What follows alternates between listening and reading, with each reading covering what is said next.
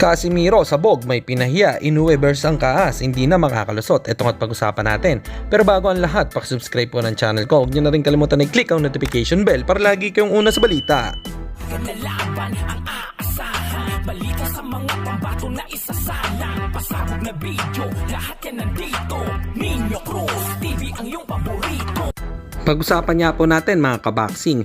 Matapos ngang manalo ng isang impresibo kahapon ni King Ryan Garcia kontra Oscar Duarte, ay tila napansin ng mga boxing fans na pagngiti ng promoter nitong si Oscar De La Hoya. Na tila kumita na naman daw ng malaki ito at tila dumidikit na naman kay Garcia. Samantalang noong natalo si Garcia kay Gervonta Tank Davis ay iniwan ito sa ere at tila wala nang pakialam. Ngayon ngang nanalo ay ikakasa na daw di umano nila ang laban kay Rolly Romero para makuha ang hawak nitong belt. By the way, congratulations sa pagbabalik ni King Ryan Garcia.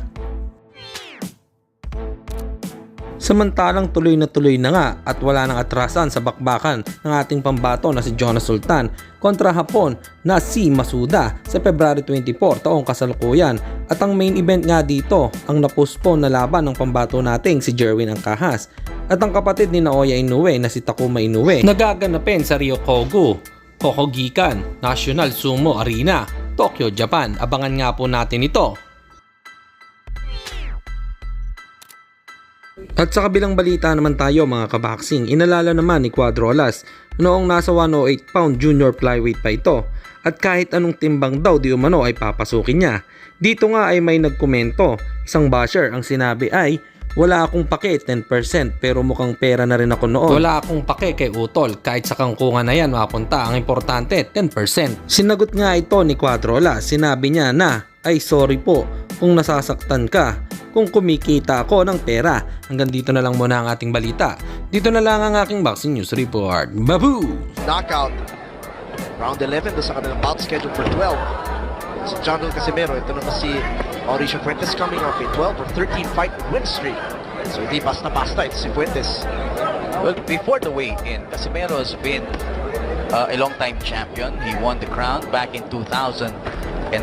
Pero for the longest time, partner, itong si Casimero sinasabi na, okay, champion ka, pero just a typical champion na sinasabi nga na walang excitement, walang pinapakitang explosiveness. And I felt that goes Fuentes. An uppercut. An uppercut, a hook, and Fuentes is down. Hey, you okay? I'm gonna continue. Fuentes talagang naramdaman niya yung bigat ng kamao dito si John Del Casimero. Casimero, will he go in for the kill? Another uppercut and Fuentes is down! That's it. A round 1 knockout! Para dito kay John Del Casimero. The punch of the fight, that uppercut. You wanna continue? Under 5, partner. Casimero, he smells blood. This time puts a combination together. That time with the left, with the right, and again he knocks him down. You don't know if he should stop this fight, partner.